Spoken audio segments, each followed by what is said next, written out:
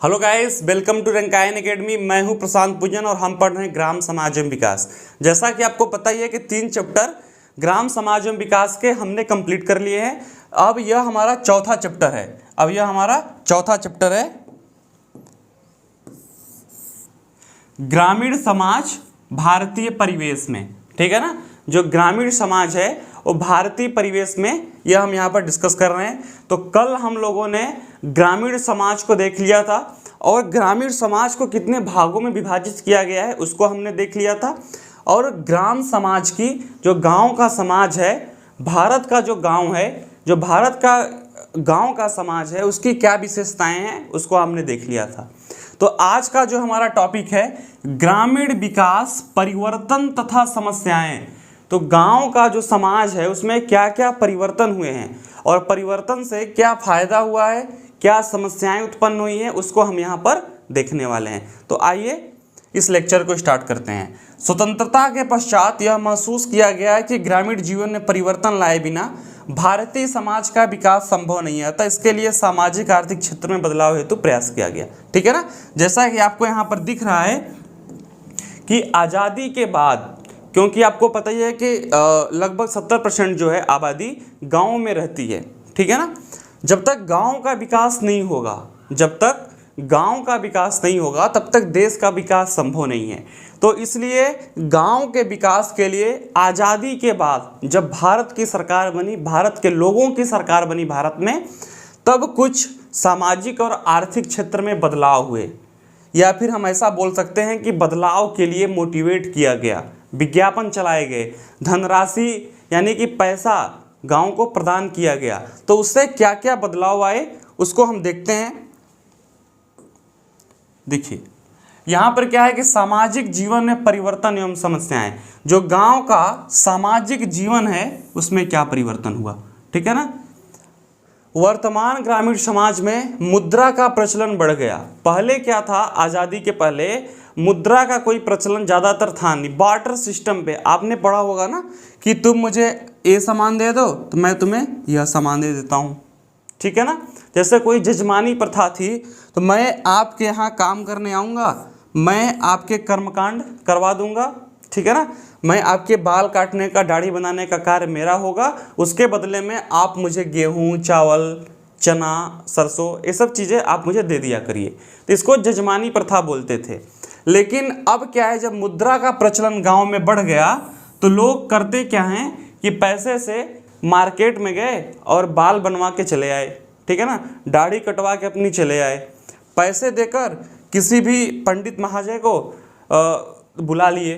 ठीक है ना, तो जजमानी प्रथा इससे काफ़ी हद तक खत्म हो गई मुद्रा के प्रचलन से, कि अब वर्ष में या फिर 6 महीने में जिस भी व्यक्ति को, जिसके परिवार को आप गेहूं या फिर चावल देकर अपने यहाँ परमानेंट काम पे लगाए हुए थे, तो उनका काम भी छिन गया कि अब लोग पैसे देकर तुरंत अपना काम करवा देते हैं।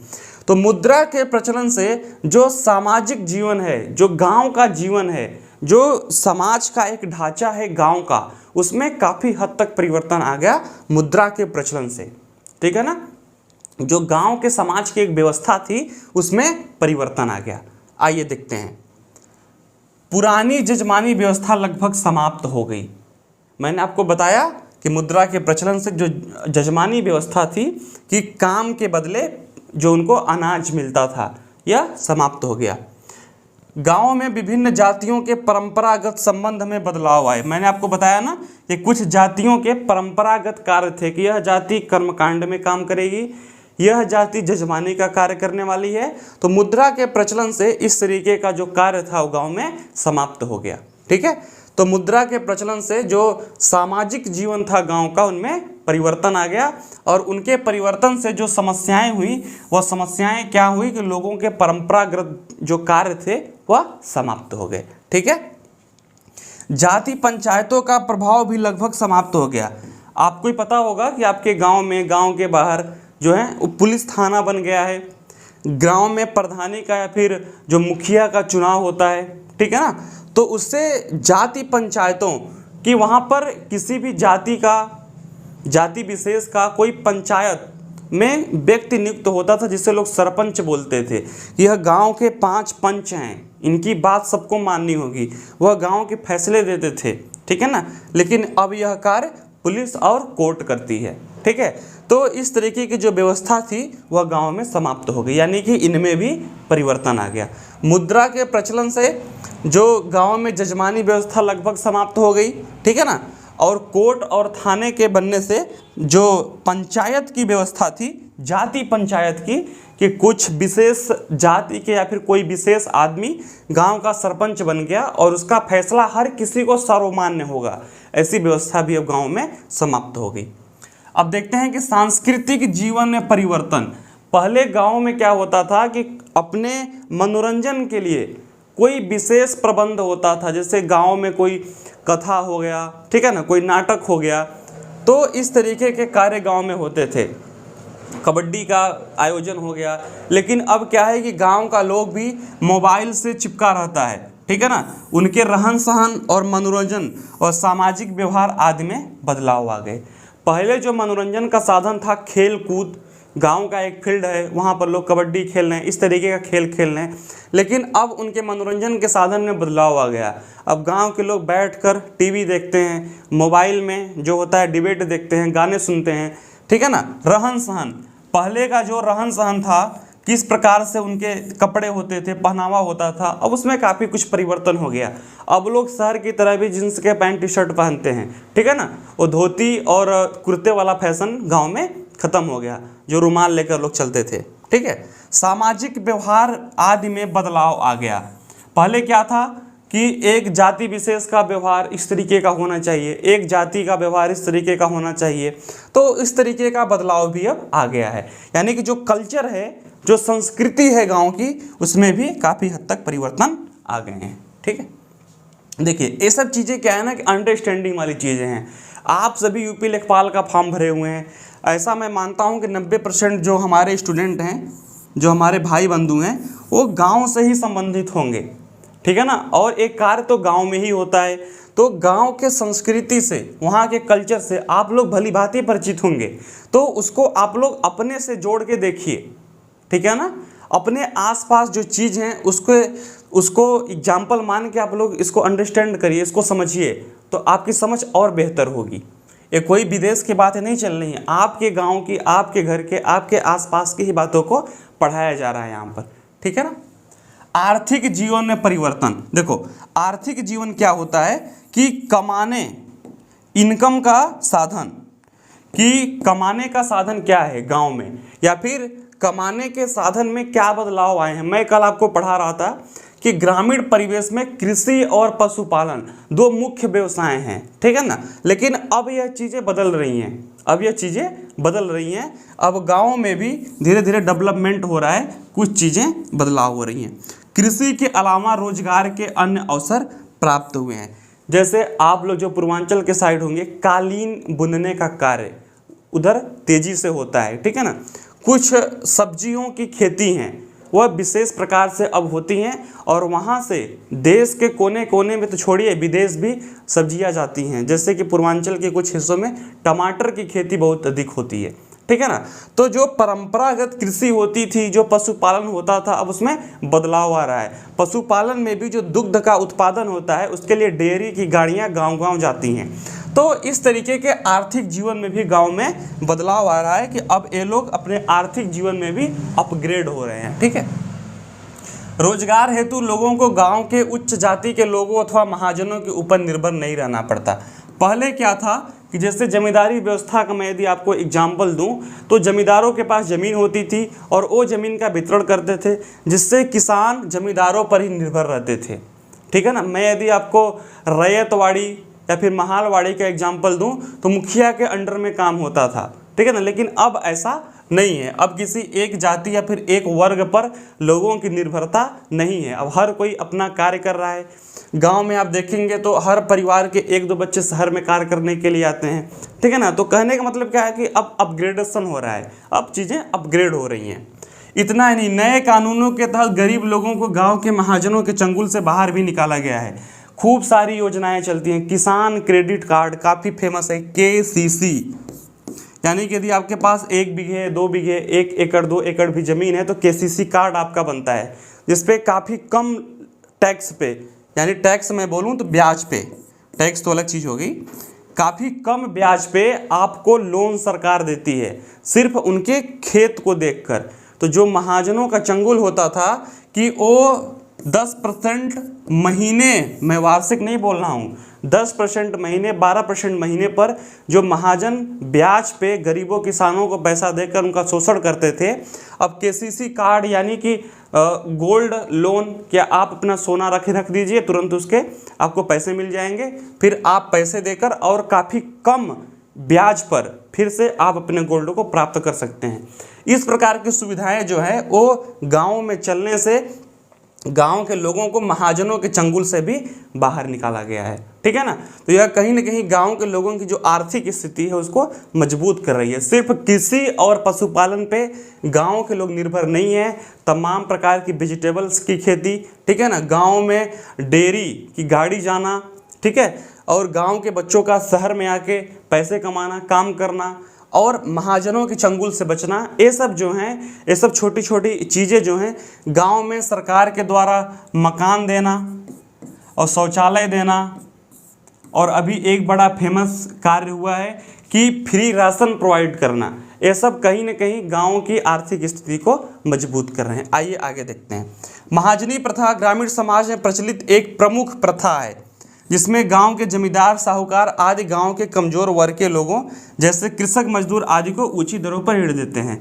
हमने आपको बताया कि प्राचीन भारत में महाजनी प्रथा ग्रामीण समाज में एक प्रचलित प्रथा थी जिससे जो महाजन होते थे काफ़ी अधिक ब्याज पर, ठीक है ना, किसान मजदूरों को लोन देते थे। लेकिन अब सरकार ने ऐसी अच्छी अच्छी योजनाएं निकाल दी हैं कि जिससे इस प्रथा को बिल्कुल ही समाप्त कर दिया गया है। आइए आगे देखते हैं। राजनीतिक जीवन में परिवर्तन।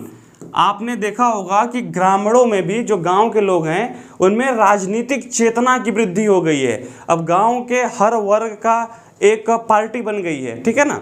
अब पार्टियों का कार्य क्या होता है कि आप लोगों ने टिकट वितरण में देखा होगा, कि अब जातीय जनगणना कि किस जाति के लोगों का वोट बैंक ज़्यादा है, इस तरीके का, कि सिर्फ वर्ग नहीं कि यह एक विशेष वर्ग है तो इसको टिकट मिलेगा, ऐसा नहीं है। अब हर जाति के नेता बन रहे हैं, हर जाति की पार्टियां बन रही हैं, ठीक है ना। यानी कि गांव के जो लोग हैं उनमें भी राजनीतिक चेतना की भावना आ गई है। अब वो भी संगठित होकर राजनीति में प्रभाव डाल रहे हैं। इस तरीके का यहाँ पे परिवर्तन हो रहा है। वर्तमान में ग्रामीण स्वयं को कमजोर समूह में नहीं देखता।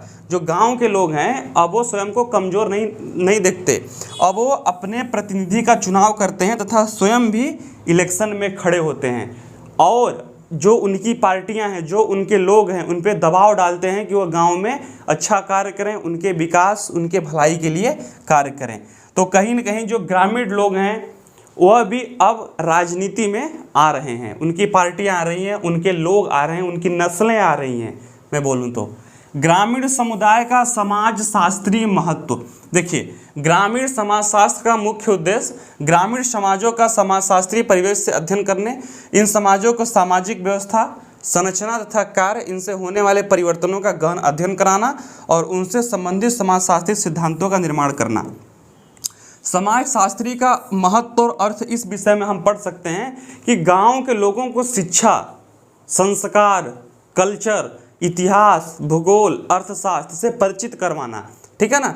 जब गांव का लोग पढ़ेगा तभी तो वो अपने देश के इतिहास को जान पाएगा, अपने संविधान को जान पाएगा, अपने हक को जान पाएगा, अपने नियम कानून को जान पाएगा, जिससे उसके अंदर अवेयरनेस आएगी और कोई भी व्यक्ति उसके ऊपर अपना प्रभाव नहीं डाल पाएगा या फिर उसको प्रताड़ित नहीं कर पाएगा। आपने देखा होगा 112 नंबर की गाड़ी फ़ोन करने पर ही गांव में आती है। गांव के प्रत्येक घर में मोबाइल है, उनको पता है कि 100 नंबर डायल करो गाड़ी घर आएगी। तो यह कहीं ना कहीं ये सब जागरूकता जो है, पढ़ाई लिखाई यानी कि समाजशास्त्री महत्व, जो गांव में अध्ययन, पठन पाठन की चीज़ें उपलब्ध हुई हैं, जो गांव का बच्चा पढ़ रहा है, उससे उसके अंदर अवेयरनेस लाने का कार्य हो रहा है, ठीक है। आइए देखते हैं ग्राम समाज की मौलिक इकाई। जो पहले जंगल थे अब वो धीरे धीरे गांव बन गए, जो पहले के गांव थे वो धीरे धीरे शहर बन गए। जब हम इतिहास को पढ़ते हैं तो हम पढ़ते हैं पहले महाजनपद बने, ठीक है ना, फिर देश बना, यानी कि धीरे धीरे जो कबीले टाइप के थे वो गांव बने, फिर गांव से एक बड़ा गांव बना, फिर नगर बना, फिर शहर बना, फिर देश बना। तो इस तरीके का हम पढ़ते हैं। अर्थात मानव समुदाय पूर्व समय में खानाबदोश था।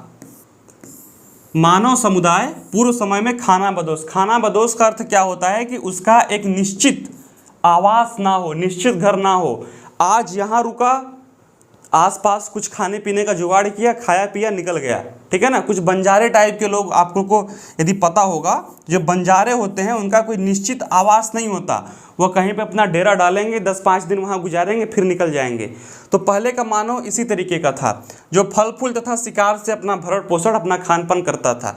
लेकिन जब प्राचीन भारत में कृषि और पशुपालन स्टार्ट हुआ तो गांव का कॉन्सेप्ट आया। जब कृषि आप करेंगे, जब आप कोई फसल लगाए हुए हैं तो 2 महीने 4 महीने आप वेट करेंगे उसका, तो इस तरीके से गांव जो है वो विकसित हुआ।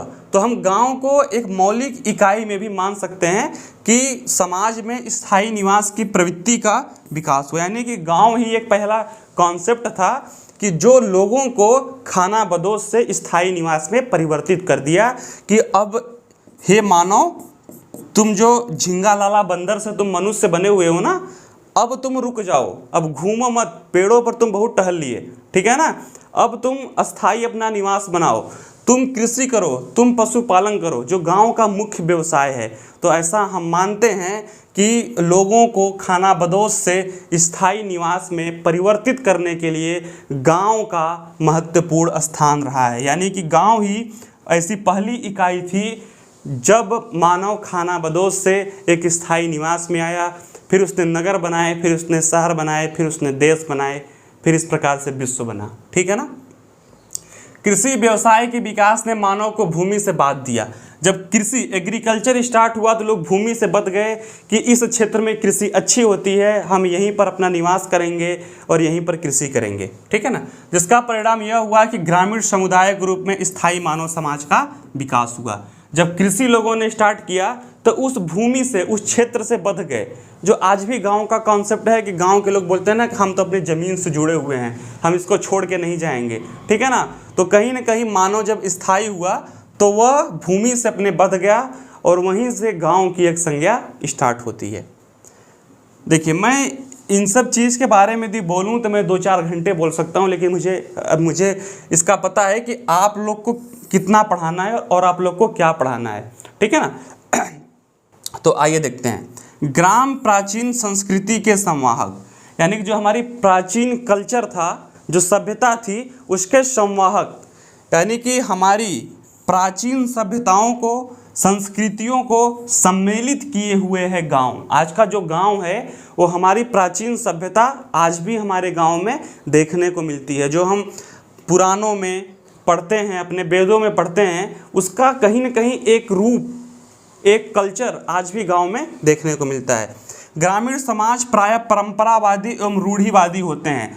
गांव में कोई परंपरा है तो हर व्यक्ति को माननी होगी, ऐसा सामाजिक दबाव होता है उनके पे, ठीक है ना। जो अपनी परंपरा, विचार, रीति रिवाज आदि को बनाए रखते हैं तथा उनका अनुसरण करते हैं। जैसे सपोज करिए एक कोई गांव है और एक कोई पीपल का पेड़ है। अब गांव की परंपरा है कि किसी भी व्यक्ति की शादी होगी तो सबसे पहले वो उस पीपल भगवान के पेड़ में जाकर उनका आशीर्वाद लेगा। तो यह हर कोई मानेगा, गांव का ये हर व्यक्ति मानेगा। इस तरीके की परंपरा गांव में होती है।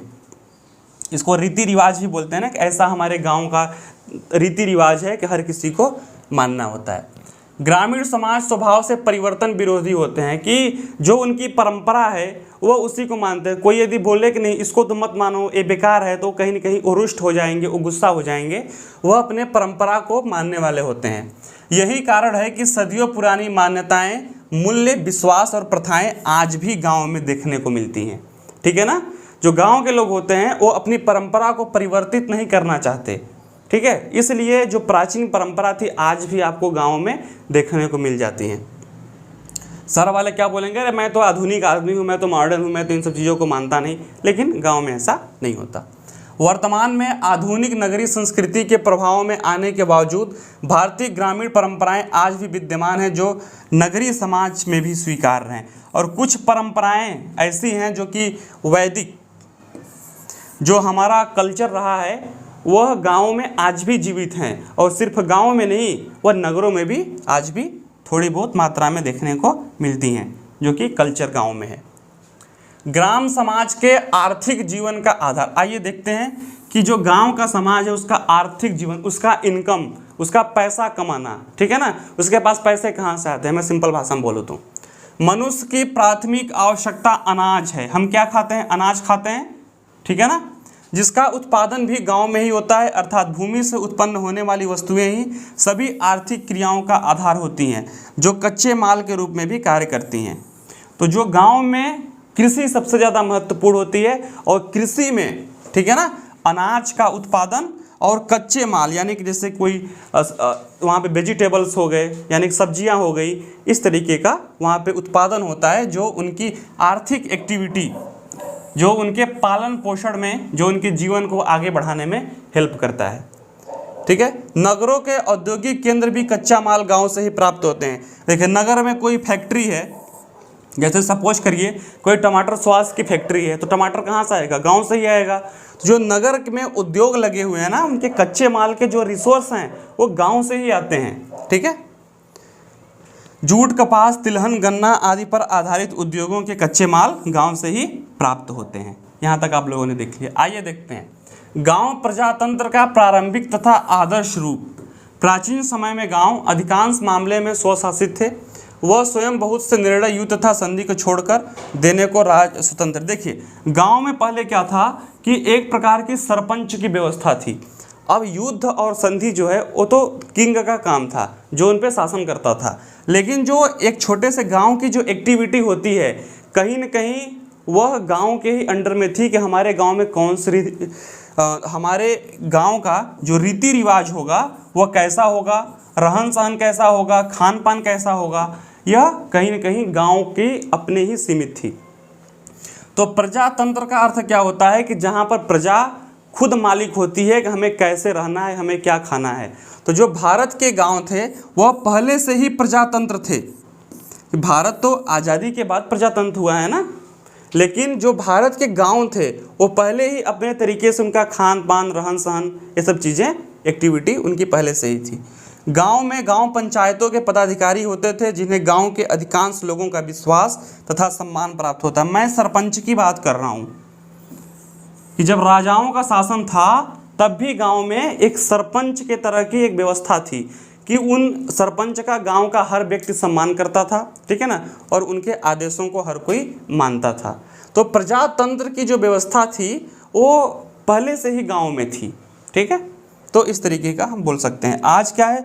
आज पुलिस है, थाना है, कोर्ट है, लेकिन पहले गांव का सिस्टम अपने गांव में ही होता था। उसको प्रजातंत्र बोलते हैं, जहाँ पर प्रजा ही राजा होती है, जैसा कि लोकतंत्र में देखने को मिलता है। यहाँ पर भी प्रजा ही राजा होती है। कार्य निष्पक्षता के कारण पंच लोगों को पंच परमेश्वर भी कहा जाता था। जो गांव का सरपंच होता था वह निष्पक्षता से काम करता था, वह किसी के पक्ष में फैसला नहीं देता था, ठीक है ना, इसलिए उसको परमेश्वर यानी भगवान की भी संज्ञा दी गई थी।